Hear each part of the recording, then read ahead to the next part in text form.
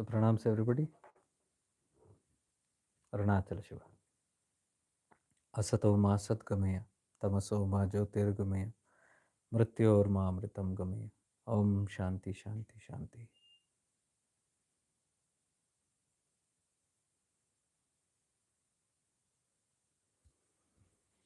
So welcome. Today's the 19th episode of Arunachala Ramana Chintanam. So we are doing Chintan, contemplation on the deeper tattvas by the teachings of Ramana. We are understanding Arunachala better by the books that Ramanashram has brought out, by the grace of Bhagavan Ramana. We are having deeper understanding of the Shiva Tattva, Shakti Tattva, Arunachala Tattva, and the Guru Tattva. These are all very deeply graced to be known. So it has been a boon to be in Ramanashram, in touch with Ramanashram, and the whole place. So grateful the way they have maintained everything over all these generations. The office and the president of the ashram, they are all linked with the president is always linked in the lineage of Ramana only. They are the blood relatives of Bhagavan Ramana. So I believe the sanctity of that place is very beautifully maintained. Ramanashram, I always say there are two our ashrams that I always am so fond of. One is Ramakrishna Mission, and the other is Ramanashram. These two ashrams, anytime, anywhere you go in the world, of course, Ramanashram is only one, but Ramakrishna Mission, you go anywhere, it's very standardized and it's the same. You can feel the same vibes, the arti, the protocols that they have, the whole thing that they have set, the Thakur's Sandhya Aradhana. Thakur is Ramakrishna Paramahamsaji. Because here also where I stay, I go almost every day, almost. For the evening arti, I love that arti. So when I was in Delhi, I used to go to Ramakrishna. My Sundays used to be in Ramakrishna or in Hazrat Nizamuddin Dargah. These are the two places I would love visiting when I was there in Delhi. Almost my last 3 years there, I was on almost every Sunday out. So Ramakrishna Mission, I used to go there in Delhi, and quite far from where I used to live, but the vibes, and that vibe I feel anywhere I go, any place. If I see a Ramakrishna Mission, you can see the same vibe. So that's grace, that's pure grace, and that's the sanctity of the Mahapurusha of that place. Ramakrishna's grace. And of course, Ma Sharda's grace, and of course, Swami Vivekananda's grace. These three beings are worshipped there. So likewise in Ramakrishna Mission, when Ramana Ashram, when you go, there's only one soul, and that's a hub, that's the place where Samadhi of Bhagavan also is there. And that's the Tapobhumi of Bhagavan Ramana. He lived there. You can say that is the abode of not just Shiva, but abode of Ramana also. And abode of so many Maharishis, so many giants, spiritual giants, so many devas, so many ganas. We read so many beings are linked with Arunachala over eons. So you can just imagine if it is like 3.8 billion years, almost as old as planet Earth. So you can just imagine how many beings must have been there, countless. So that place is so powerful, and that's not just a glorification that I'm saying by reading a book or the glory of Mahima. It's great because it's there in the scriptures and all. Now we are coming across. I didn't know even the scripture, but of course, when you read the scripture and then your experiences match with that, it's a thrill. It's knowing that these scriptures, what they are mentioning, is very true. So the experiences that we have, at that place. It's a very redeeming place. It's a place of certainly if you go with that uh, perception, if you go with that longing, it can give you that. So I believe anyhow we are going to meet in a couple of days again, uh, a couple of days or weeks, whatever, for the retreat. So I believe if you just go through this, all those who are coming for the future retreats, including one in the February, they've already started the bookings of February, and many of you have already signed up. So I would request you to go through this playlist. You will understand, Aruna. It is beneficial for you. Our work is only to connect you there properly, and my work is to give you so much of clarity. How much ever clarity I have got by the grace of Arunachala and Ramana, I'm just trying to share it so that you get clarity. Because when clarity is there, you know exactly what you should be seeking and what you should be doing for that seeking. The doing is called sadhana, seeking is called sadhya. And that knowing, if you know, I said, that knowing is the jnana tattva, what we are talking about. Jnana is the jnana khand, what I said. So if the jnana khand is very, very clear, if the clarity is there on what you're seeking about, or even before the seeking clarity is there, you'll know exactly what to seek. Or even if you have started seeking and you get clarity on what you're seeking, again it will fine tune. So in always clarity will give you, the escalation, the boost to connect with this place and get the best out of it, because there are so many sutras that I've revealed in this now, including all my sessions before. Also you can see many I've put, and many I've just asked the team to upload for the members also again, because last month we had uploaded, this month I think we are not. So whoever are taken membership in YouTube, the advanced membership, there we are putting all these deep contemplative reflective sessions. I don't do live. I don't want to do it public, because there are many factors. Until we are totally ready for it, we should not. And I do not want certainly anybody just looking into those, casual seekers at least.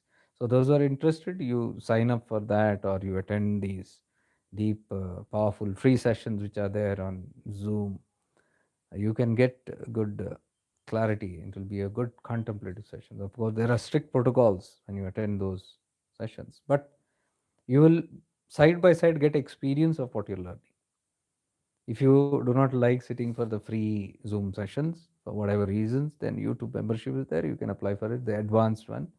And that advanced one, only these kind of videos, the deeper ones, the sadhana ones, that type of videos are there. So if you are really interested to get closer to that, and okay, all this my everything is there, jnana, everything is there, but what to do, sadhana, how to practice, what to do and what not to do, so that you will get there in that manner. So here I'm just giving information. This is all, YouTube channel is all about information, wisdom, that's all. It doesn't have the sadhana khand. It has the mahima khand and jnana khand. These two are there, glorification and the great details. And glorification में वो भी आ गया, benefits. What are the benefits you get? Mahima means what all is beneficial to you when you worship a deity, when you worship a hill, when you get connected to the higher tattvas. Your benefits come in that mahima. Because there are benefits only, there is a glorification. Oh, you are so helpful. Why do we talk even about grace? So much of grace in life. If that grace wouldn't benefit you, we wouldn't be even talking about it. So the benefit is a part of why we do what we do. Everything has a reason. So for that reason, clarity and sadhana, what to do exactly, how to do. So these are done in retreats, deep. Retreats are very beautiful because we are sitting there in that place. Whatever mahima, what we are hearing, like 30 yojanas, the hill is radiating, and all those things. You can sit and experiment in all those 8 9 days, and it will be clear.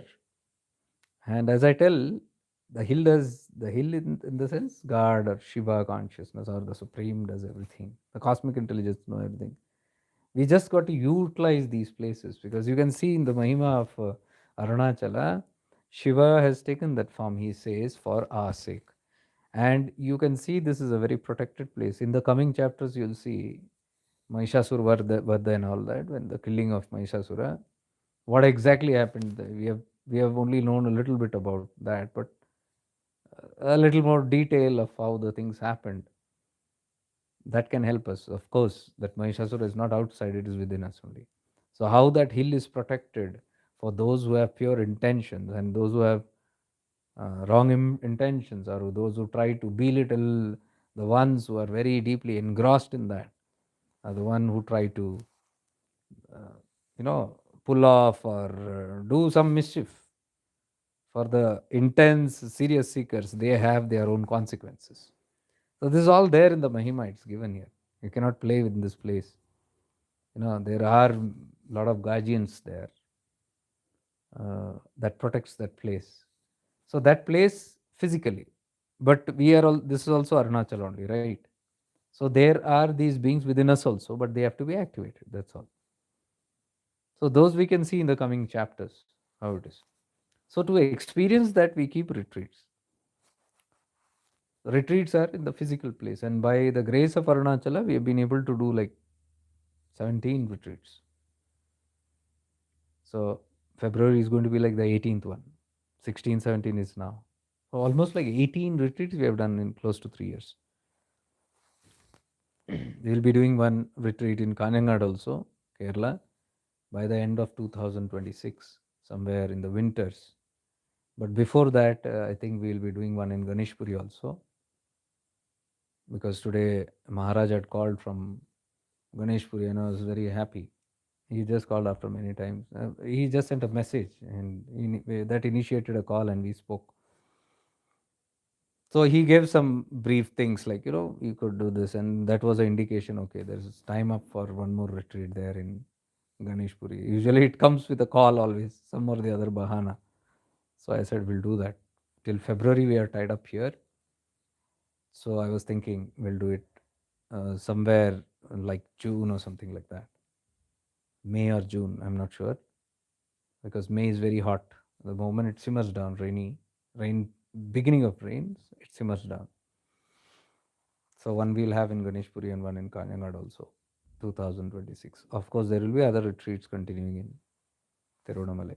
Tiruvannamalai will have at least for a year. So these retreats are the power spots where these Mahatmas, what we are talking, we often keep on referring to like Arunachala, Bhagavan Ramana's teachings, and also we are sitting there right with them. All these years we have been just talking so much about Arunachala and so much about Bhagavan's teachings. Who am I? The self-realization. We are doing all those things. So that's the appropriate place to sit and now experience that. Or we are talking so much about Chidakasha Gita. I often take only these three Mahatmas' name, at the most four.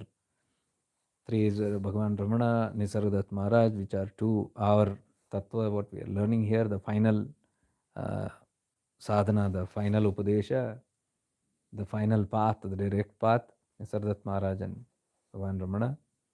And of course, I take name of teachings of Bhagavan Nityananda, whom again we are corrected to in so many ways. The Chidakasha. What we are talking is Chidakasha. Who am I? I am the Chidakasha. I am the self. So Chidakasha right now is a concept in our head. It is not that Chidakasha. So the moment you say, who am I am Chidakasha, you should not think of some black, dark, empty space or a sky and I am that. No, that's a concept. The dangers of concepts are that. Chidakasha, if any image is coming to you, it's not Chidakasha. It is an experience. You have to experience it. So that's Chidakasha. And that's only the self, what we are talking. And at the most, I take one more, the fourth name is Jiddu Krishnamurti, who is for me the Kala Bhairava. He is just the Kala Bhairava. He'll break all your concepts. If you have the guts, if you have the courage to listen to, most of the people don't have courage to listen to Jiddu. They say he's a boring person. He's not boring. You don't want to listen. If you start listening, you'll be the most alert person. He'll be the most lucrative, and he'll be the most what do you call, active person, not a boring person. He'll activate a lot of things. Jiddu Krishnamurti. He'll break all the concepts. And Jiddu Krishnamurti is needed before you come to Nisarga and Ramana. Guaranteed. If you oh, this is a good thing. If you skip Jiddu Krishnamurti and go to Ramana and Nisarga, you'll not be able to understand what they're talking about. You go through Jiddu Krishnamurti, he's the Dwarpalak to the next. Like if Ramana and Nisarga are the Shiva, then Kartikeya is like Jiddu. You have to, without his blessings, you can't go like. No, I'm not talking about the masters. I'm talking about the tattvas that they're revealing. And these tattvas are Guru Tattva. That's what the Lord has arranged very beautifully and very simply. I don't take any other names because these three guys are very, very simple. Very simple. Even a beggar can approach them. Even a mighty emperor can approach them with the same ease, with the same, you know, attention being received. It's not that if kings go to Ramana or Nisarga and Jiddu, they will get special attention, and if a pauper goes there, they will be made to sit somewhere behind, or not given an appointment for the meeting, or judged in some other way.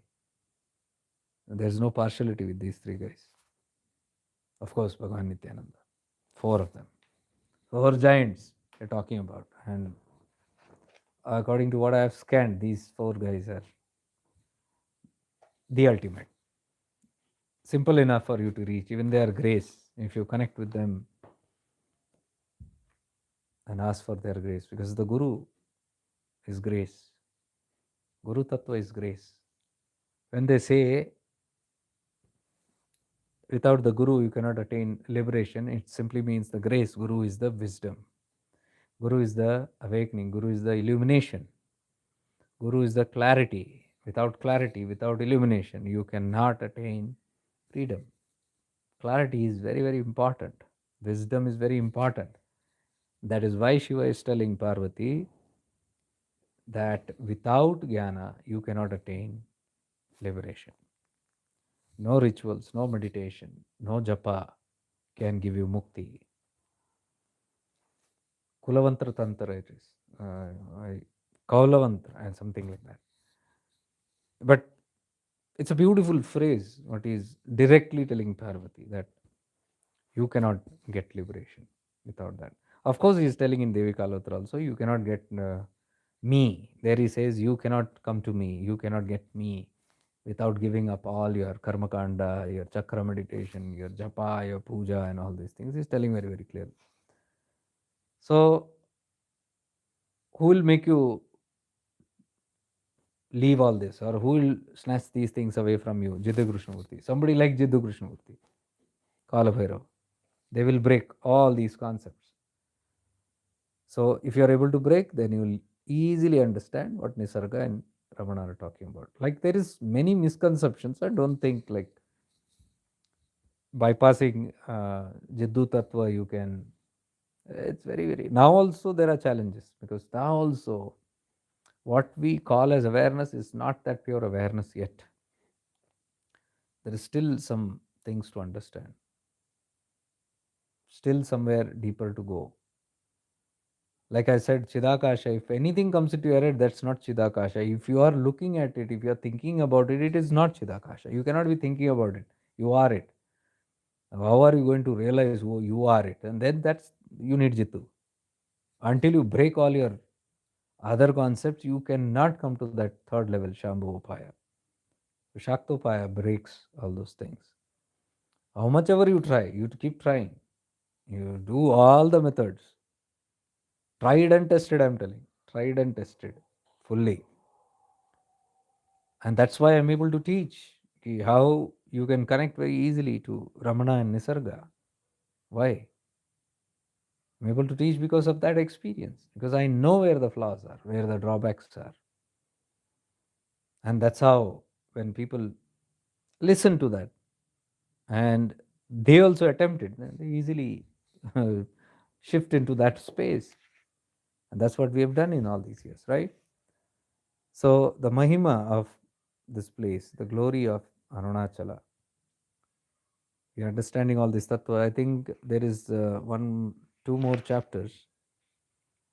I'll tell you what are these. This right now, we are in the glory of circumambulating Arunachala, Girir Pradakshina we are doing. The 10th chapter will be the slaying of demon Mahishasura, the killing of Mahishasura. And then the 11th one will be the goddess joins Shiva. So this is the end of the whole thing, like how they become one. That's liberation or mukti, what we're talking. So that's the end of part 1 of this book. Then we have part 2, part 3, part 4. But I don't think I'll be going into this, because these are the same things as explained by somebody like uh, Parvati coming to Arunachala, meeting Gautama Rishi, and doing all these things are there even in part 2. But this is the version of Markandeya Rishi asking Nandi Keshwara. So Nandi Keshwara is explaining to Rishi Markandeya the same glories in a very different way, and they are not exactly same. A little bit differences are there, but you can go in depth. You can do this whole reading by yourself by buying this book, The Glory of Arunachala. So that's why I was thanking Ramanashram, because they have brought excellent books out, and they are very nominal priced, very neatly printed, very good work done.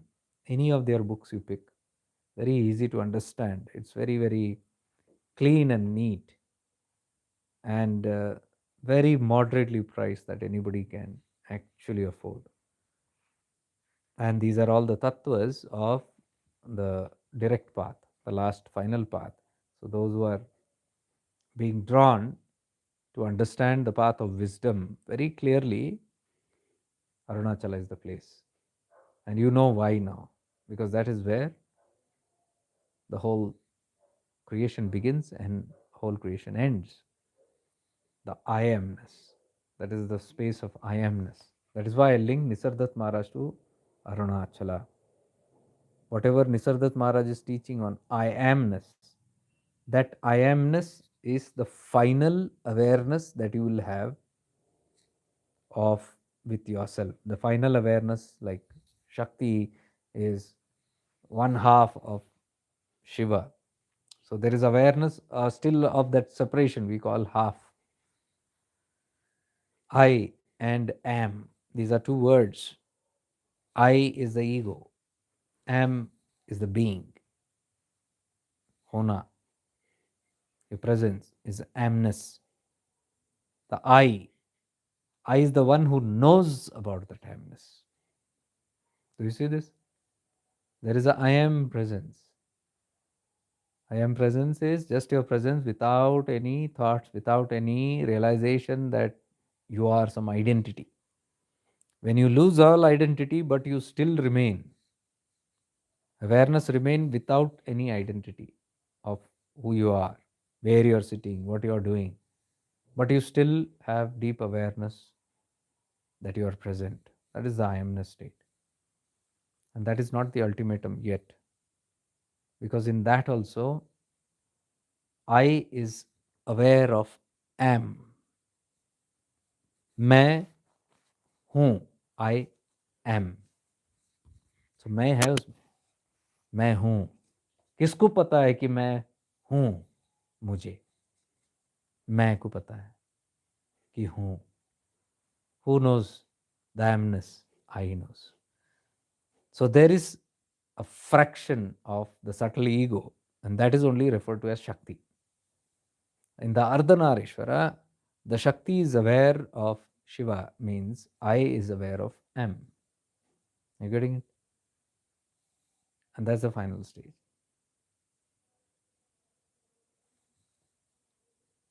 This I amness is a state which something is still aware. That something is you, the pure awareness. The pure awareness is aware of the I amness. Anyways, I'm going too deep. This is for our webinars and this. We have to sit there and literally practice a lot of things to even understand this. Otherwise, this will become another concept. That is a risk. That is why I don't put this in public. Because we can gather concepts, wisdom. This is not concept, this is a realization. Okay, but just for you to understand, there is something more deeper. This is not the pure I am, what you call the awareness that we're shifting into awareness. It's not that. Usually people think it's mindfulness. It's not mindfulness. Mindfulness is the start of this path of awareness. Oh, I'm mindful of how I'm sitting. I'm mindful of what I'm eating. I'm mindful of what I'm seeing. Okay, mindfulness. But shifting into awareness is going beyond that mind. It's the realization. By using a certain awareness to be mindful, you need awareness. Okay. So mind has its own awareness. Right now, we are playing around with all this mind awareness. This is not the pure awareness yet. This is not the Shiva conscious. This awareness is not Shiva, what we say. When Shiva says, I am pure awareness, he's saying pure awareness, not this awareness. I am aware of my breath. I am aware of my sitting. I am aware that I am alive. That is not Shiva. That is one step deeper than that. This is only Shaktopaya to realize, to move above the mind. So the I amness and all is above the mind because identity is in the mind. I am this and that. And I told you, I amness mein identity nahi, you just exist. So you have gone beyond the mind. But when you go beyond the mind, that is this Anandamaya Kosha. The bliss body is I amness. So bliss body is there, but something is aware of the bliss body also. That is Shiva. So there is a little more deeper. So this direct path, if not approached with crystal clear clarity, will end up in another concept. Whereas this path is supposed to destroy the concept, but it can build up new concepts. So it's risky to simply read books. Taking up a book and reading about awareness or listening to YouTube podcasts about awareness can bring you a lot of other concepts. That's why so much of emphasis is given on the Guru Tattva in this path. That can give you that deep clarity, without which you can get more concepts. So that is the Shambhopaya, what I talk about. And Shambhopaya, you cannot just directly just jump like that. There is a lot of work to do on the Anvopaya. Now, itna mushkil se Anvopaya also people are not ready to give up. Anvopaya is all the external karmakanda, japam, tantram, mantram, pujam, and all these things, havan and patha, reading, all the pilgrimages, tirthyatras, Narmada, Ganga mein dubki, all these things are in the Anvopaya. Second level is Shaktopaya, that goes away, and Shaktopaya mein there is only mindfulness, and beyond it, that is awareness. So it's all about the awareness level where no physicality is used. Nothing karmakanda is there. It's all you use the mind power, even to do something on your body, even to let's say heal. You don't need any physical ritual. It's all done through your mind level. Manifestations, creations, destruction, even the destruction. We have done this in a webinar, right? Because you are only Brahma, you are only Vishnu, you are also Mahesha. You can create, you can sustain, and you can destroy that which is not fulfilling that purpose. We did this a couple of times, especially in Chidakasha retreat, where we can consciously become aware of our creation, we can enhance it, we can sustain what is good for us, and we can destroy what is not good for us, because we are three, we only are Brahma, Vishnu, and Mahesh. You're getting that? But you have to do it in little conformity, because We have to understand that there is a divine will also working over this free will. How I create, how I maintain, how I destroy. There are sometimes it might not go exactly the way I want, but then you'll have to have that coordination of divine will and free will. Then you are free. Otherwise, if you only go by free will, I can create anything I want, I can destroy anything I want, I can do anything. No. Nobody has free will. Many rishis or many beings, when they get the power to create, they can become asuras.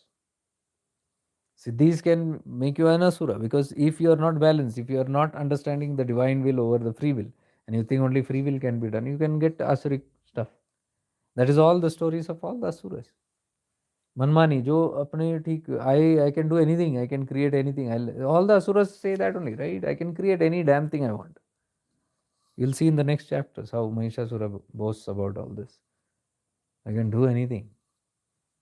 He goes and tell Parvati, I can do anything, because Parvati is looking for a husband who is full of valor, valiant, who is not a coward, who is fearless. Mahishasura comes, I can be one. He can prove it, because he says, I can create anything that I want. What do you want? I can create right now in front of you. So that's the ego aspect, which feels I can do anything that I want. Isn't it? Have you heard ever Shiva talking like this kind of language? I'll create anything I want. You'll not hear him saying anything only in this manner. He's a pure witness there, but everything comes out of him. That's divine will. So we have to be in deep coordination with the divine will and understand your free will also, because your free will is empowered by the divine will. Whatever free will you are doing, like even creating, maintaining, destruction, it is coming from a force of divine will. So you can recognize that this is what I am supposed to do. It's the free will, it's the divine will working through my free will. So that's the knack we got to learn here. We cannot go just one sided on this. So that clarity is needed slowly. It takes some time to wean off. So I said, Anvopaya people, okay, at some point. Shambhovopaya is going even beyond the mind and intellect. We use a lot of intellect in Shaktopaya. Shifting into awareness as we begin, we talk so much about Viveka, cleaning of Viveka, purifying the Buddhi, and expanding this awareness, clarity, and all these things are there in this. A lot of work is there. But people are not ready to give up their अनुभव only. Still अभी photo फाटो उसी में उनका आनंद है, रुचि है. They want without objects, holy objects, without something around their neck, lockets around their neck, some kavacha around their eyes, around their arms. They feel that they cannot be protected, and you feel your kavacha is going to protect you. The mind protects you. The mind protects you because you believe in that kavacha. You give that kavacha to a non-Hindu. See if it protects or what. It will not, because that person doesn't have belief in it. Who believes in it strongly, it protects, but your belief is protecting it. That device is just a device to awaken your faith, to strengthen your trust, to manifest that trust. Are you getting it? They are just tools. But unfortunately, people feel those tools are protecting them. So that's the breaking of concepts. In Shaktopaya, all these things break, all these ideas, wrong beliefs, belief systems these are. People are not ready for that. So Shambhopaya to dur ki baat, what I was just talking about, self and I amness and the one who's aware, this is all in the Shambhopaya. You cannot bypass Shaktopaya and just go there with all these concepts and all these beliefs and things like that. You try to get it also, you'll never get it. You can't get it. So Shaktopaya is a pass. You have to pass through this. You have to learn to come to a certain level of intellectual understanding, awareness, buddhi, viveka. Your viveka is so sharp that you know what is right, what is wrong. You know what is real, what is false. You can discriminate very easily. That power of discrimination only lets you let go of all the external props that you've got. Because your Viveka gives you clarity. There's nothing in that. Like I told you, your Kavacha cannot protect you. Wearing a locket around your neck is not going to protect you or giving you moksha. No locket can give you moksha. What are you talking about? No locket can give you protection. Your faith in that locket can give you protection.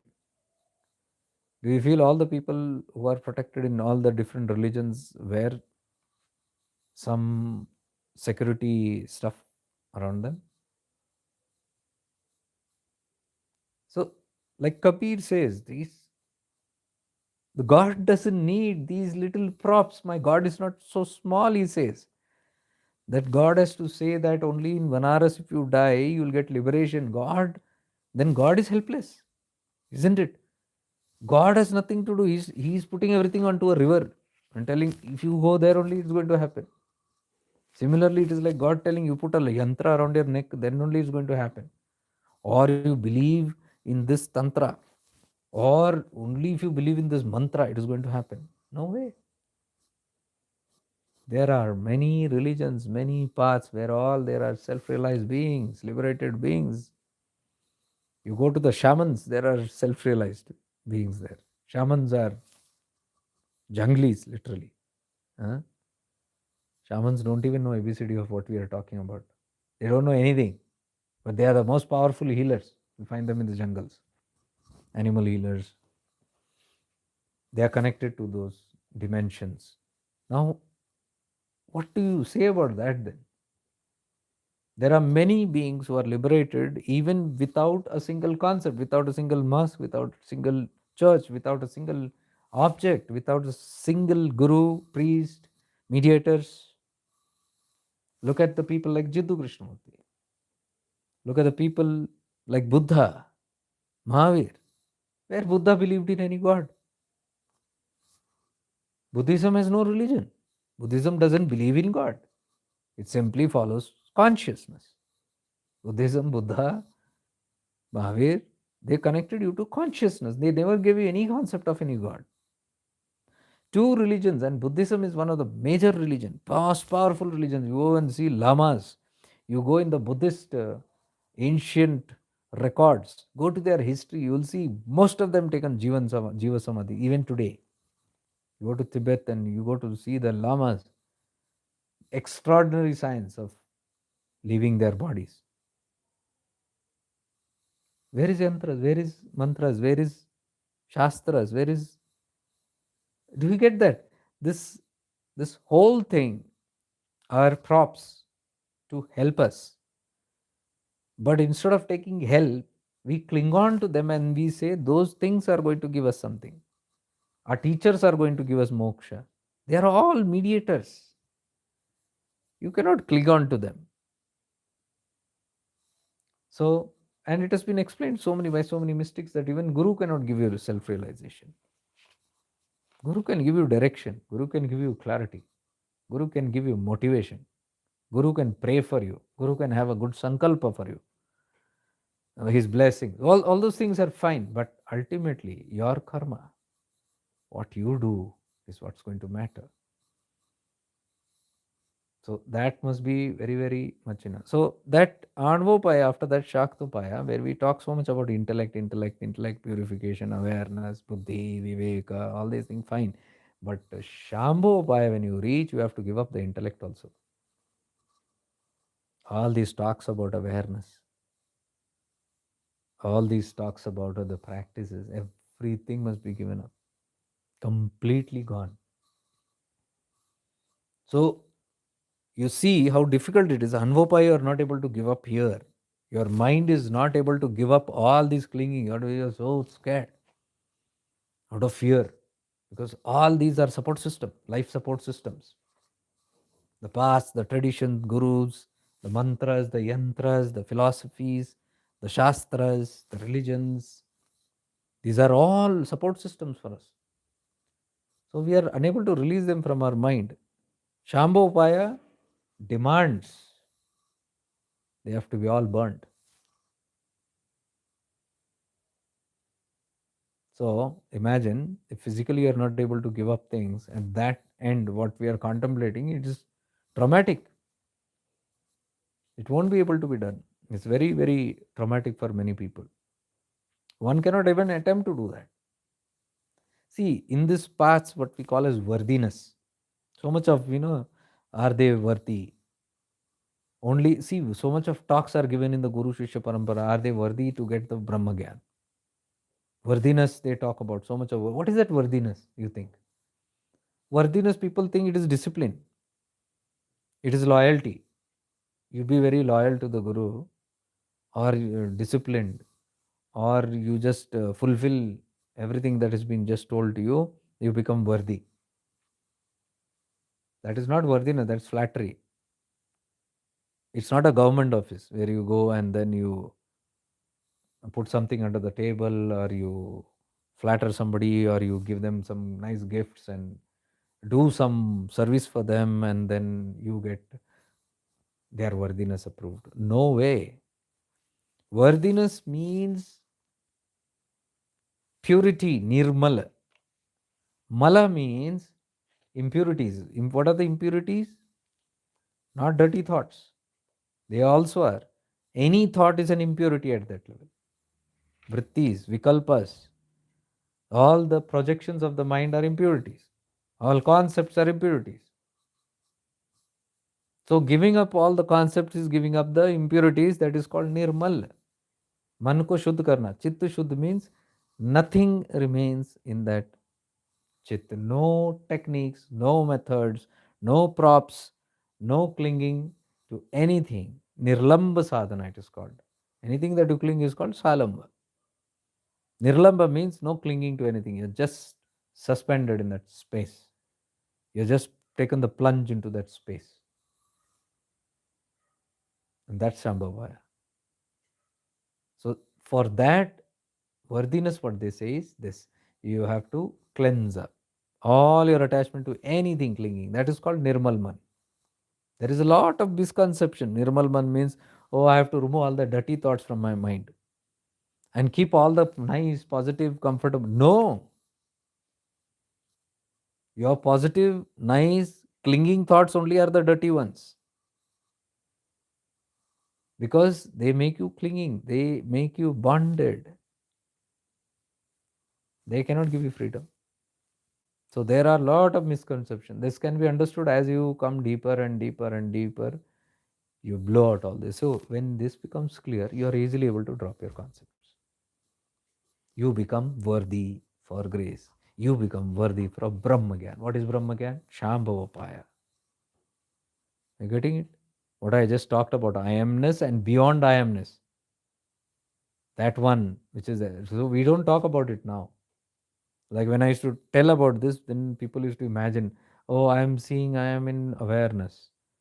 Okay, so then I looked back, somebody is watching me. Something is watching me. No way. It's all the ego and mind games. Somebody watching you and all that. Because you heard from somewhere, if I am awareness, then something is aware of you. Something is aware that you are aware. So you say that something is watching. No, it's not. So it's dangerous actually. It can go somewhere else, in some other direction. That is because we are not yet ready, and we don't want to purify. We don't want to give up all these concepts. We want to keep all that, and then we want to go for the higher level and what you call Shambhavapaya. We want to just understand that. Why do you think for the past 3 years I've been talking about third level retreat and still not opened it? How much time does it take to do a retreat on that? There will be rush. You tell level 3, there will be rush. But that rush is useless, I'm telling you. Everybody will fail, including me. It will be an entertainment show. It will be just entertainment. It can be another concept for God knows how we are going to get stuck badly in that. We are already stuck in all these kind of concepts. I can see we have got all these props. Instead of taking help, we are caught up in this like a net very badly. I don't know how many janmas will take to remove that. And now another at that. Why that is needed? And that is why these things are not revealed at a certain state. I don't know if I told you that example of a lady who still comes. We meet. She's a Westerner, and we have these small retreats with all the Westerners also. And the Westerners are, uh, most of them are from very senior. They are people who sat with Nisardat Maharaj, and two, three of them are there. They were there with Pundi Swami, and then they were there with Anandamayi Ma. Two of them have taken Diksha from Anandamayi Ma of Kankhal, who's there in autobiography. They lived with her. So they are such kind of beings who are much evolved at that state. But we sit, and our satsangs are not, I don't give them a lecture. They don't come for lectures because they've heard all these things. They simply say, Jake, let's be here. The presence is good. I say, come, we do the webinars. And I said, don't ask for us for all that webinar. And I said, come, we are talking that. Now he says, Jake, you don't understand the importance of presence. There's something in the presence. Let's sit here. So we just sit, and the talks are very casual. Nothing spiritual and things like, nobody's on a hierarchy level and this and other. They just sit there, and there is something that happens.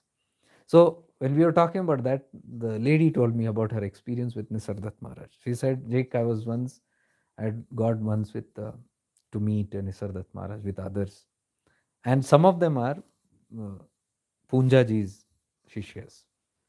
After Punjaji left his body, many came and settled to Tirunamalai. So some of them are from there. So one of them said this. She went to Nisardat Maharaj, and it was the first time. And she was sitting there, and everybody, they ask questions, right? Nisardat Maharaj is satsang. You ask questions and you'll just give clarity. That's all. No other specific. Question and answer. Question and answer. That's all. A limited crowd. So she asked a question about Atman. How will I know the Atman? To Nisardat Maharaj. So she says, he looked at me like this and he says, do you think you are even capable to understand that? Get out from here. He scolded her. And that shook her so badly. She was very deeply hurt. She asked him, it's a genuine question. It's a very loving question. It's a very deep devotional question. But she didn't expect that from Nisardat Maharaj. So she said, I was very disappointed, shaken. And after that, I went straight to Igatpuri. Sri Goenkaji's, he teaches Buddhism, the Vipassana there. So 10-day courses. So she said, I stayed there for almost a month because that thing was shaken up. And as she lived there doing this Vipassana for almost a month, she had some deep experiences there, which again shook her. Very, very deep experiences. And then she says, after that, when she came back, and next opportunity, she got another opportunity to go to Nisarga. So she went and sat there. So she says, at that time, Nisargat Maharaj looked at her and said, so now you understand what is the Atman. This is what I'm talking about, that worthiness. When the time is not right, they are not just going to answer because somebody has asked a question. One has to be so empty and clean of all the concepts and all those things. Then only one will have those experiences. So becoming fit for that, again I repeat, is not by doing certain austerities or disciplines or waking up at Brahma Muhurat and washing your body 10 times a day, eating the most ghaspus, all the grass and leaves, living on that, putting tilak on your forehead, running to the temple 3 times a day, and worshipping and doing pujas and yantras and doing mantra japas, and that is not eligibility. Rather, I would say those can be your obstacles because you are so much connected to all these concepts. Nirmalta means giving up of concepts. Nirmalman. Because when the concepts goes only, you can sit as Nischalman. Any concept will keep you shaking. Tell me this one thing. How can you be Nischalman? Too much of doers, morning to evening. This, ayo karna, wo karna. They can't. In the starting, when I used to do this retreat, it was open to everybody. So I used to come and I used to see everybody sitting with what God knows, all props. Kuding, kuding, kudang, kudung, noise coming from their neck. See, what is this all about? Sometimes it looks like a herd of cattle. They all have bells in there. So heavy yantras and all that. I said, ye kya hai? Bappi jaisa all this. I didn't understand. Then I got okay, programmed. I said, you don't need all this. Relax. It's too heavy for you guys. Just drop it and just be here. You're protected. You're safe. Don't worry. Don't worry. You don't need that shawl, holy shawl around you to be protected. You can create it from your awareness, that shawl, that aura. Your aura is that shawl. Your yantra, mantra, tantra is all your awareness, your consciousness, your aura, how bright it is, how much you are available there. So I said, you don't need all these things now, props and all that. You just sit relaxed. So in the start, all these things are very, very heavy. It took me some time. And then people are not getting, then I made a little tightened up my protocols. Then I said, you have to do the basic course of shifting to awareness, where all these things are very, very clear. You don't need all these things. Because with all these heaviness, you cannot go there. Now you tell me, if we are so bothered and conditioned by these things, because that day in the first, second retreat, we used to sit there and some of them used to get up. Yeah, we have to go. Why? Just 1 hour break. Why break? Oh, we have to do our reading of scripture. Eh? In the evening. No, we have to have been told. Arey, itna scare hai. As though the goddess is going to punish you if you don't go. And what are you doing here? Are you not connected to the same goddess? Conditioned, programmed. I say, okay, go do. Otherwise, you will not sleep at night. Now you tell me one thing. If this is Nirmal Man, where is Nischalta? Man chanchal hai. बैठ ही नहीं पा रहा. It can't become Nischal only. You close your eyes, suddenly you'll remember, oh, today's morning medicine I did not take. Oh, means today's meditation I did not do. You are going into silence. What is your meditation going to do? What is all those props going to do? At the most, you are going to enter into dhyana samadhi only. Patanjali Yoga Sutra, you do yam, niyam, pratyahara. All those you do, right? One by one, one by one. Withdrawal of your senses and all that. And then you slowly get seated, asana. And then ekagrita, you're going to focus on that. And then you are entering into dhyana, then you enter into samadhi. So the outcome is what? Samadhi. You're sitting here right now, here, just shifting into that awareness. Within 2-3 minutes, you're collapsing into samadhi. And then you remember, no, I have not done pratyahara. I have not done yam, niyam. Yeah, I didn't do my asana. I have not put my asana. This is prescribed.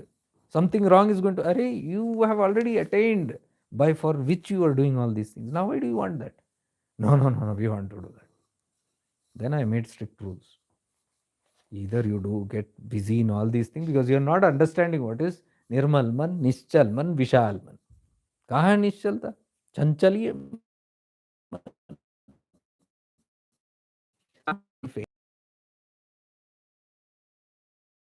you got to rethink about it. Practices should make you nischal.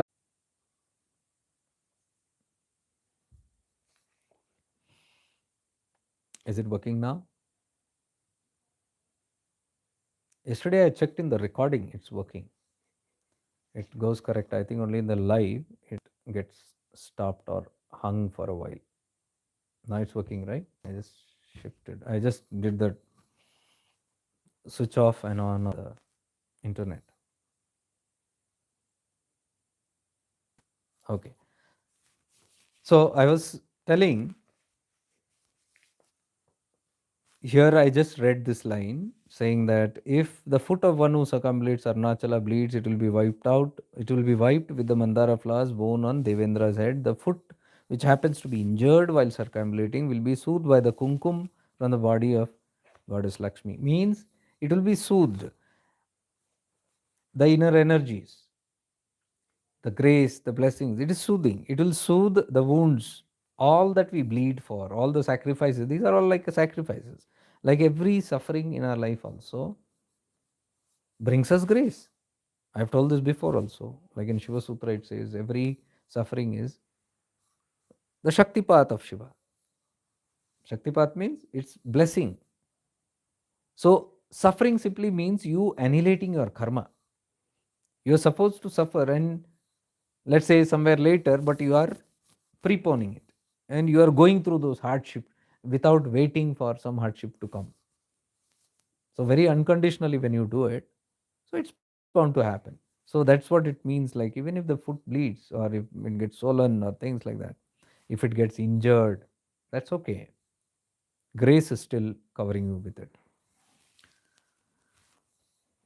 Yeah, I think now the internet has come back.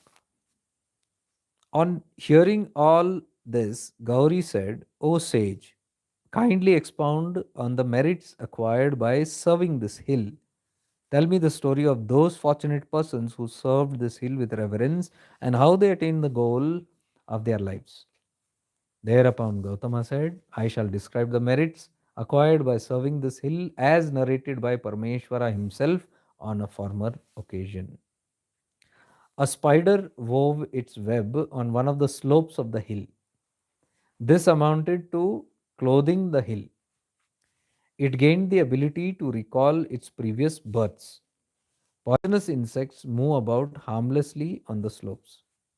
Those who light even a single lantern regularly for Arunachala becomes self-effulgent. So he's referring to even insects getting benefited. Forget humans or gods or rishis. So he's telling anything and everything that lives on that hill or is on that hill and living with any purpose which is beneficial to others will attain grace. Means he says a spider once wove a web on the slope. On the slope of the hill, a spider did a web. Now that web also see the advantage of that. This amounted to clothing the hill. It is like it contributed that web to clothe the hill. So it gained punya from there also. Means anything that does, anything that is done there, obviously is going to help something or the other. And that generates the blessings there. It gained the ability to recall its previous birth. So now the spider, because it clothed the hill with its web, gained the ability, the power to recall its previous births. Humans can't get it, and a spider is getting. The miraculous outcomes of this place. He's talking about the Mahima there. Poisonous insects move about harmlessly on the slope. So even the poisonous insects become harmless. Those who light even a single lantern regularly for Arunachala become self-effulgent. So this is very clear in the sentence. A parrot once built its nest on a tree close to Arunachala and kept in it some fireflies which dispelled the darkness all around by their light. It therefore attained liberation. A parrot built a nest on a tree close to Arunachala. And in that nest, the parrot kept some fireflies. Now, fireflies means what? They glow. So, they provide light to others. So, the parrot also gained the punya of keeping fireflies there because the fireflies lit somebody else's path or gave light or whatever help it did because of the parrot. So, parrot got its punya.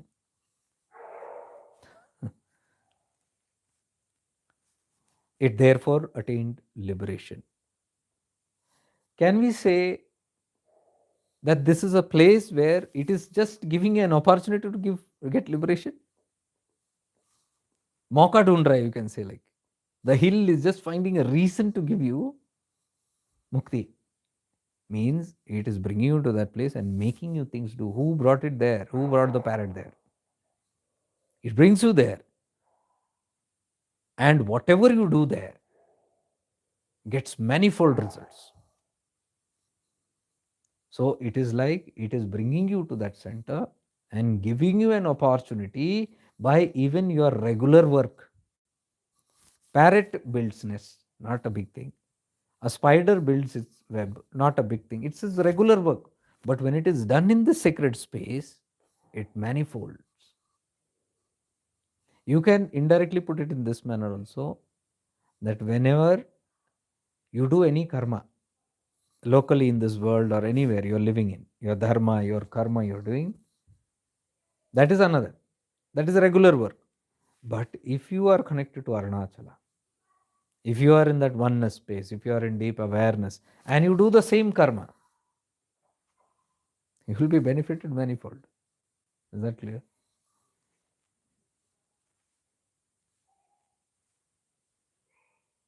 A few cows were grazing on the slope of the hill. Their thoughts turned towards their calves. Instantly, milk dripped from their udders and drenched the slopes.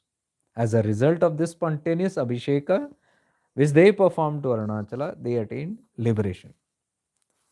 So these stories might look little odd. What is this about? See, Puranas are like that. And what you are listening is Skanda Purana. Okay? In the Skanda Purana, there is Arunachala Mahatma. That is what you are listening to. In this book in the start, it has given the chapters. Arunachala Mahatma, invocation. We are in part 1 now. We have not finished the part 1. After 10 chapters, the part 1 is over. So part 1 is Mahapuranam. Skanda Mahapuranam. In that, Arunachala Mahatma is what we are contemplating on. So whenever you read Puranas, whenever you read any Mahatmas, these stories will be like exaggerated kind, but it's not. It's very deep. Like I told you, right? Anything done in that vicinity, manifold manifests. But anyfold done in this vicinity, when you are doing the regular karma also. See, that's the meaning. But when they convert into story, they look very odd. They sometimes stories look very funny. So Puranas are basically metaphors to something very, very deep. Puranas you can call are hidden mysteries. You cannot decode it very easily. Many of the secrets have been hidden always in the spiritual history. Why Tirumandiram, where Tirumularji, a great Siddha who lived for thousands of years, and we know his story, right? Tirumular. He wrote the Tirumandiram. Now you read the Tirumandiram, it's all very complicated, very poetic, and it's not in simple language. It's, you can say, in coded language. It's kind of coded. Why can't it be simple? Why is Chidakashi Gita is not simple? You read the book, you'll feel bored. You'll not understand many of these things. What is this? Many of the books are that way, purposely coded. Because those books are not meant for everybody. Tirumandaram is not for everybody. Chidakasha Gita is not for everybody. All the books which are not easy to understand is not for everybody. You need a certain level of awareness and grace to enter into that. Puranas are like that. Puranas are coded. It needs to be properly decoded. Otherwise, it will appear very funny. So it further says few cows were on the slopes and grazing, and they thought about their calves of their children. Instantly, milk dripped from their udders, and that milk drenched the slopes. So it is like the cows did abhishekam. Here also you'll see another one common thing. Cows thinking about their calves is not a big deal. Mother thinking about a child is not a big deal. It's a regular activity. But when this activity is happening on Arunachala, the milk by which that drenched Arunachala, that converted as a abhishekam that they did. Though the intention is not to do abhishekam, but see, there an opportunity. The regular activity also converts into a very divine activity. So again, Whatever we do in that connection, that activity is mundane. If the cow's milk falls here on the road or street, what big deal? But because it fell on Arunachala, it became a pious activity. It became a pious ritual there. Are you getting it?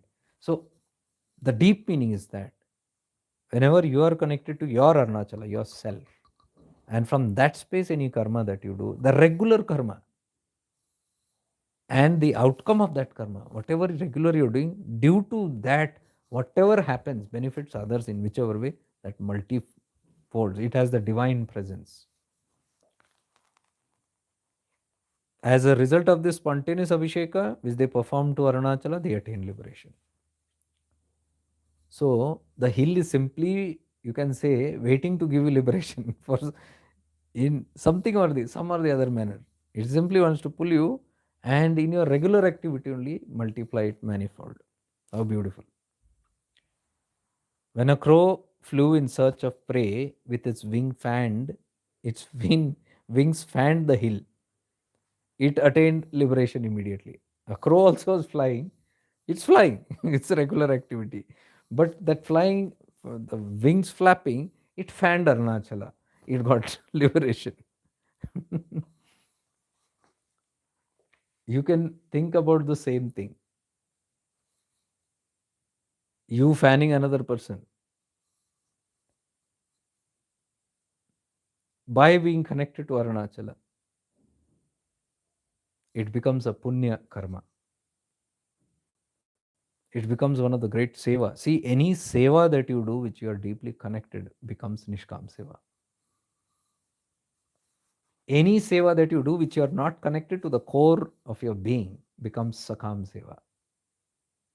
Means selfish seva. It is something swartha seva. When you connect to the being, there is no swartha, niswartha seva, nishkam seva. You're getting that? This is all nishkam seva. It is not connected to a selfish meaning. I remember the time when we went on retreat. I don't know who was there. Gauri was there, fanning her. We were fanning each other. After climbing that hill and sitting in Skandashram, it's so hot. So we take I think Dr. Anita also.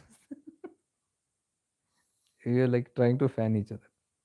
So that fanning comes from when you're connected deeply that source. Seva. It attained liberation immediately. Devas and rishis dwell close to Arunachala as trees with the object of avoiding future birth.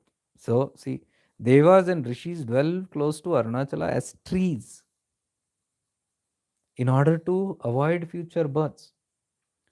So, there are many stories that way where asuras become birds, devas becomes tree.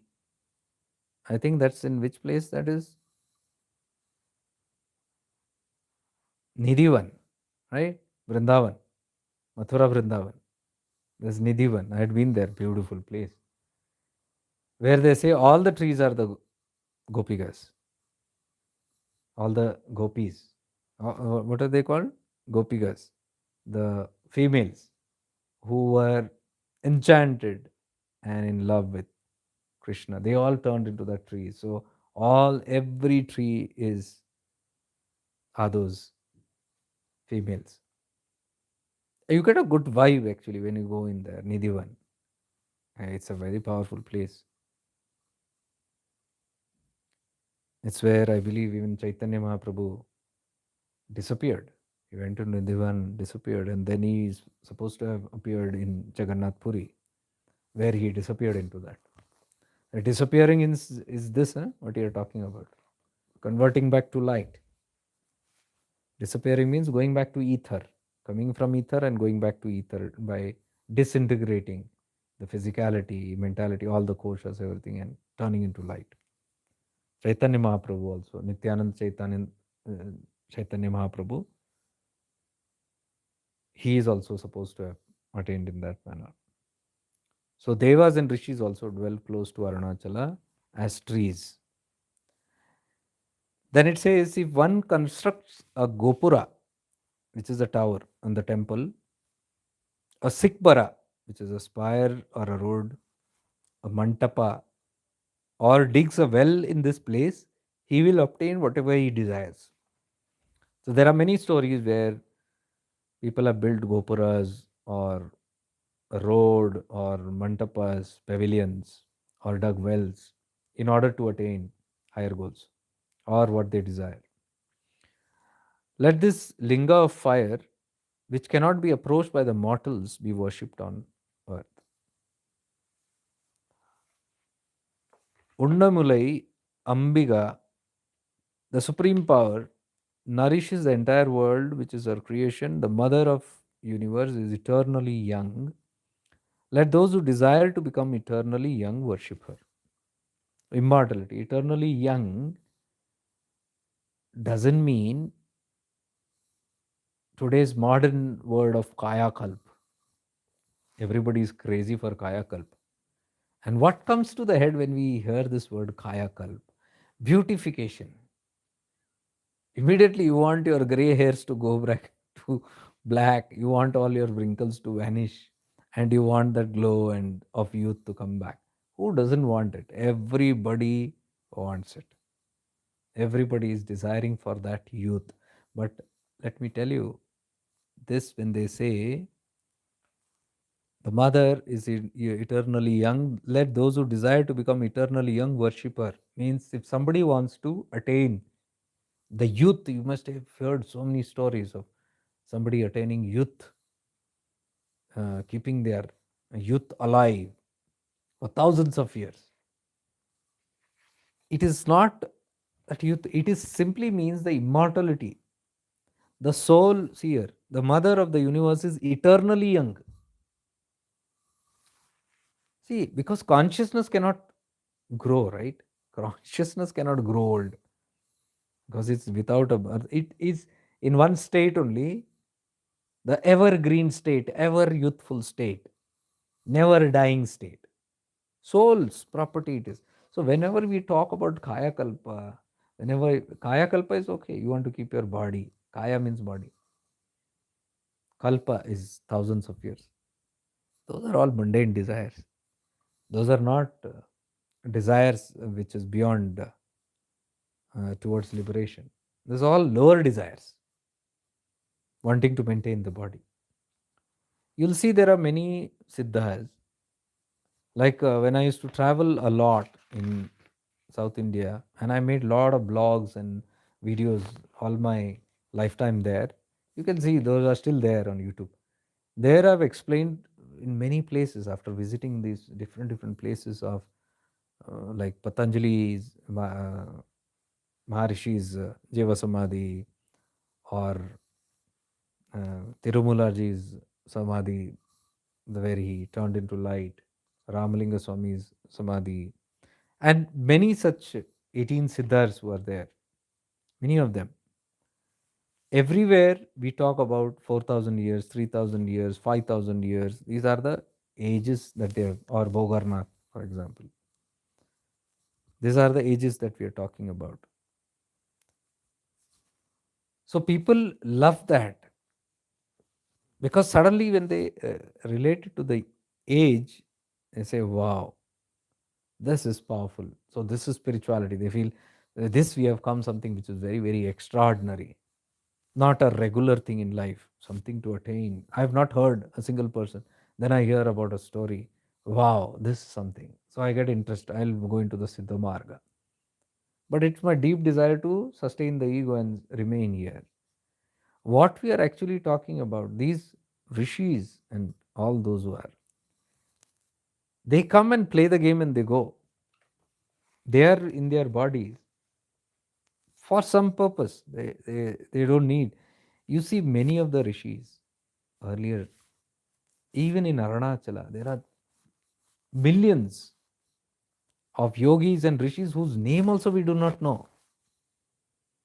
God knows how many years they lived, how many Jiva Samadhis they took, and how many times they appeared and reappeared. No account because these people are not with the ego. They will not get their names recorded anywhere. You see in the Vedas, you see in Upanishad Vedas The rishis' names are not mentioned. The ones who have worked on it, they have not mentioned. That is confidentiality, because they do have no desire to prove who they are. On this path, I'm telling you, there are many beings, illumined beings, who might help you and go, and you will not even know who they are. We know only people whom we have read books about, isn't it? But there are many who are not there in your books, and they will silently help you and go in many forms. You will not even understand.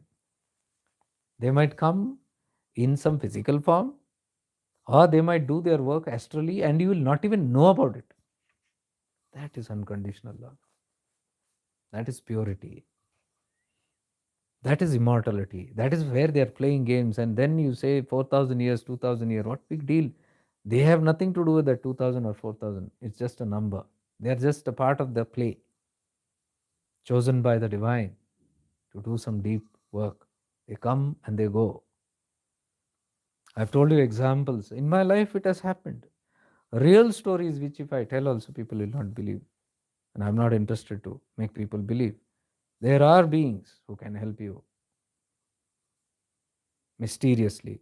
In one, the most common thing that I talk about is Saturgiri, where we got lost in that hill. And I was praying desperately. When the Adivasi who took us up there, he also lost his way. And it's a wild place. They are born against wild animals. You have to come down before dark.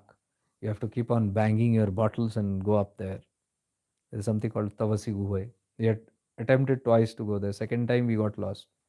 I was so scared, because from there I'm looking, it's only hill, and one wrong route you might go into which Dangal God only knows, if you don't take the right path. And I'm sitting there and trying to connect, and then a dog jumps in front of me, a black dog from the middle of the grass. And I know that down in the ashram down there. His name was Mani. He was the first guy who brought us up. While we were alighting the hill, from somewhere he suddenly came, and one boy asked, "Are you coming for the first time?" I said, "Yes." I said, "How do you know?" He said, "By looking at the dog." I said, "What?" He says, "This dog accompanies only those who come first time. He doesn't come for repeaters." So, what's his name? They told he's Money. So that's how I know the dog. Then we didn't hear. After 2 days or something, we got lost up there after a climb of 1.5 hour. And in that grass, no one is there, only we four of us, three of us, and that Adivasi, four of us. This dog jumps right in front of me. And I recognize this is that guy, and he runs into one direction. I say he's showing the way. The other said, "No, you'll get lost." I said, "We have no option. I feel strongly I must follow." I went behind the dog. So it used to run, it used to wait, it used to look back. So I wanted to go and catch it and pet it. But when I used to go close, it used to run. This way for the next 45 minutes it went on doing, and it exactly went and stopped in front of Tavasi Guvai, where we were aiming to go. What can you talk about this? And then this Money, this black dog, Kala Bhairava, it waited there for us.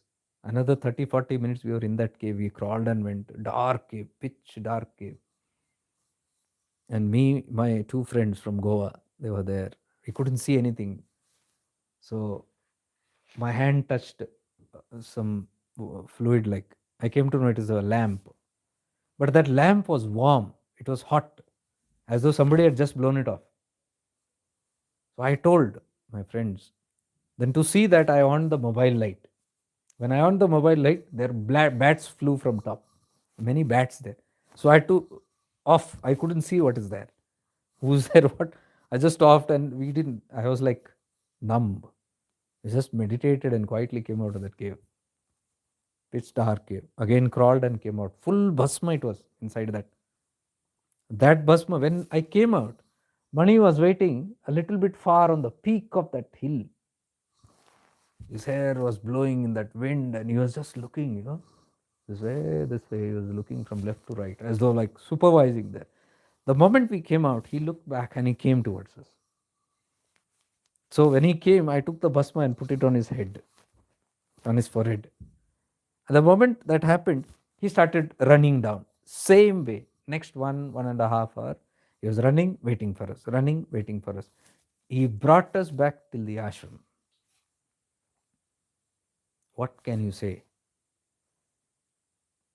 And if I was alone, it would have been trouble. But two of my witness was there with me, two of my friends, Pratap and Sham from Goa. Real things like this happen. You do not know who, how, help. Now, these are all unconditional beings. They will never come in front, they will never show, they will never, because they don't want it. That's ego. Going to claim who, God knows who and which form, and it doesn't matter. After all, it's the supreme consciousness only. Like this, there are many stories, but I keep on telling this in retreats and all that wonderful ones. So, Devas and Rishis dwell close to Arunachala as trees with objects. So, we don't know, even some trees might be there. Arunachala is such powerful. It said every stone is like, just like Guruvanam in Kanjangad, Kerala, that holy cave where Bhagavan Nityananda is, that whole place is revered. Every stone feels like divine. You don't know who, because it's a very astral kind of a place. For us, it's a cave and it's just some place. No, there are astral beings in their astral bodies. You might pass through them also, you'll not even know. Saturagiri is full of that.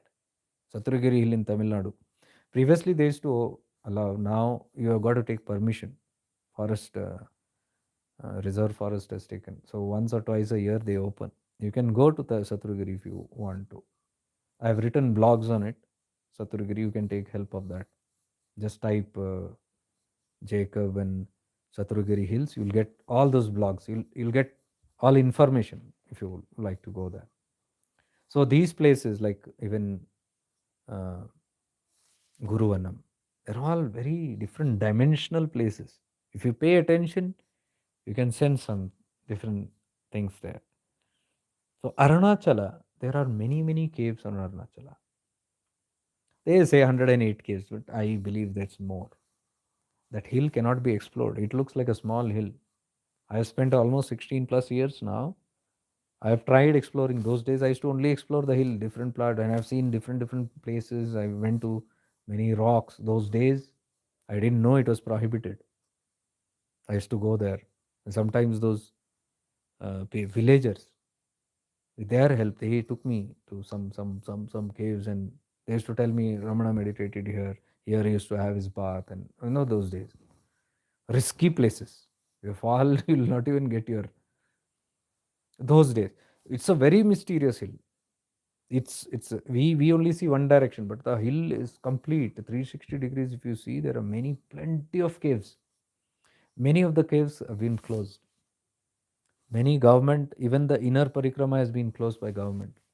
We talk only about the outer parikrama, Girivallam. There is an inner path also inside the hill that goes from an inside track, and there are many caves and many things around that. Previously, it was open. Now the forest department has closed it because of forest fires and a lot of other stuff and all that. They have completely banned it. Now they impose fine if anybody wanders off other than the recommended path on Arunachala. So Arunachala still remains very, very mysterious. There are many, many mysterious activities that happen there. So it is much beyond what we can see and understand by our limited minds.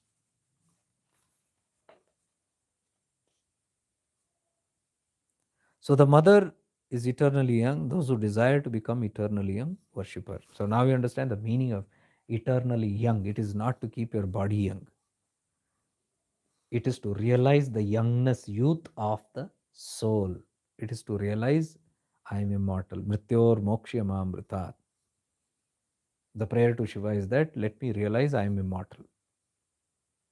People say, the prayer says, oh Shiva, make me immortal.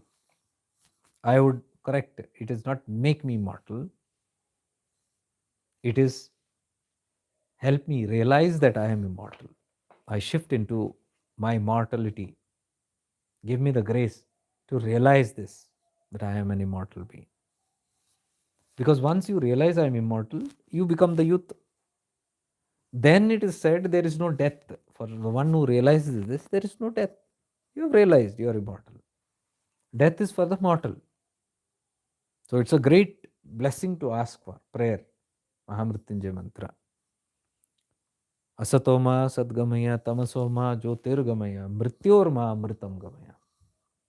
Same. Lead me from mortality to immortality. So immortality is not kaya kalp. These are all bodily desires to keep the youth forever. These are all siddhi marg. Okay? Siddhi marg means the siddhahood is basically based on siddhi marg, powers, acquiring powers. You can see the talks also are very much emphasized on all these directionally, powers and miracles and manifestations and extraordinary things. More importance is given to all these extraordinary things. But if you come into the direct path, beyond the mind stuff, no importance is absolutely given.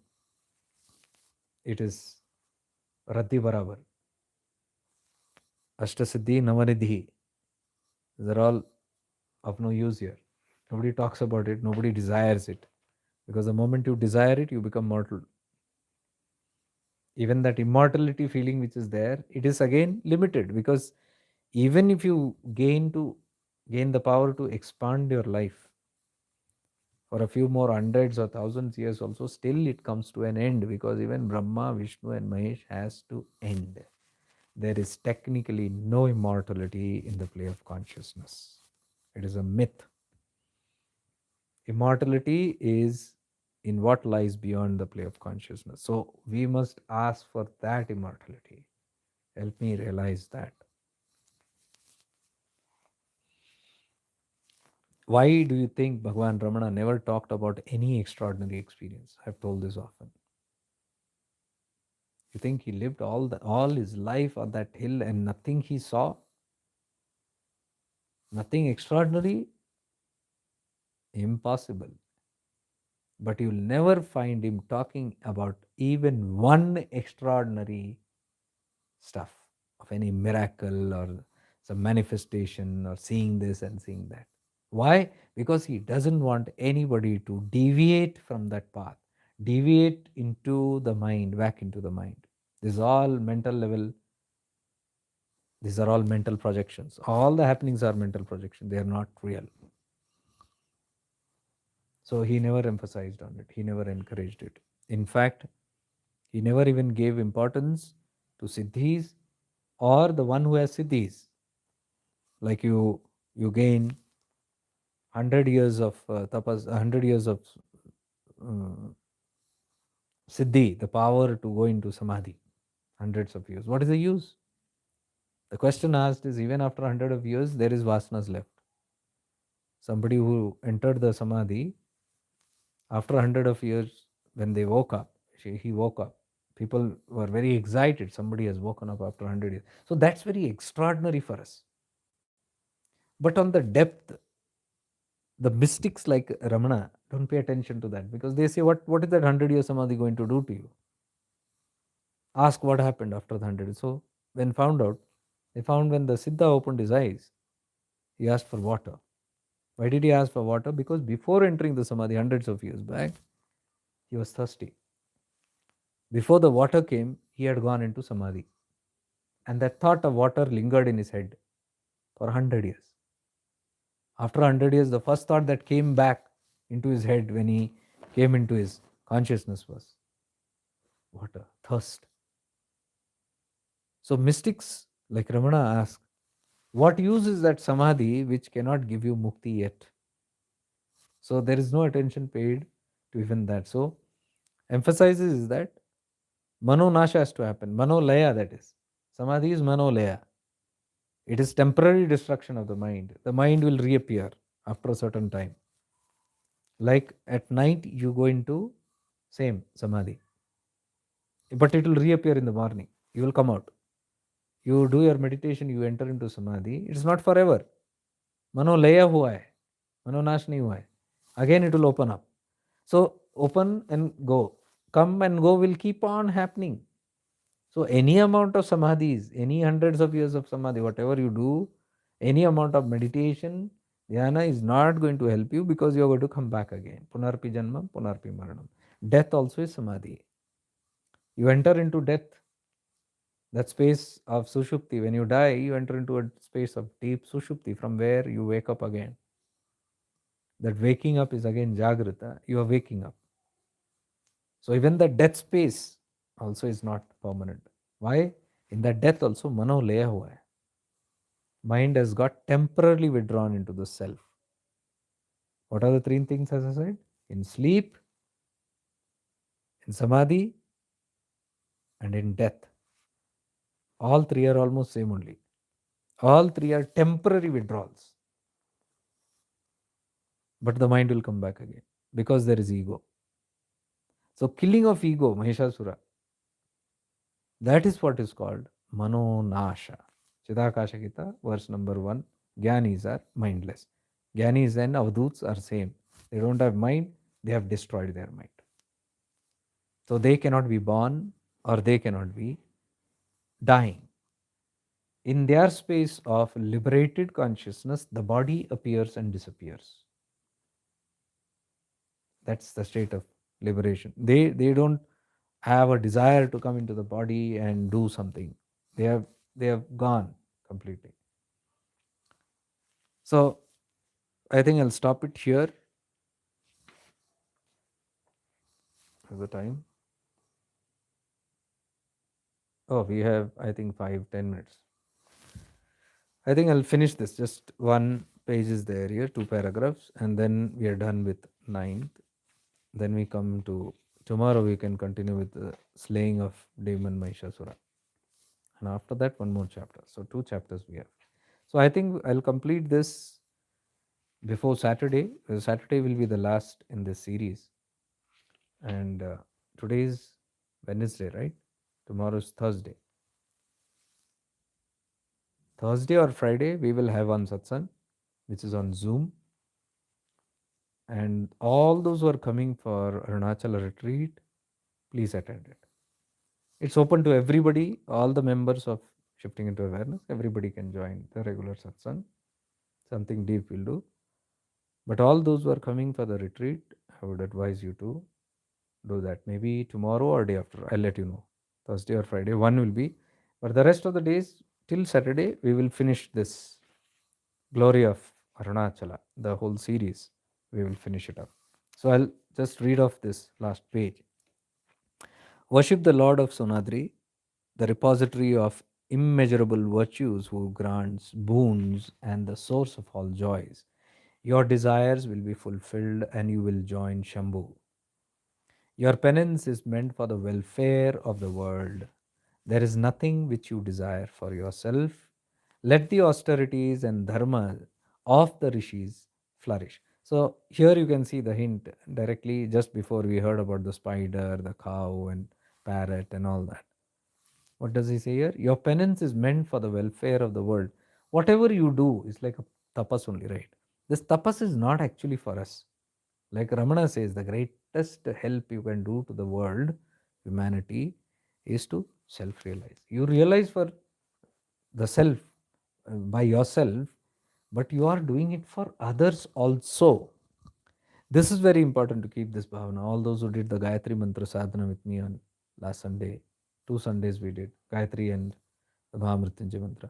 In that, the Gayatri Mantra, Om Bhur Bhuvasvaha Tat Saviturvarenyam Bhargo Devasya Dhimahi Dhiyo Yona Prachodaya.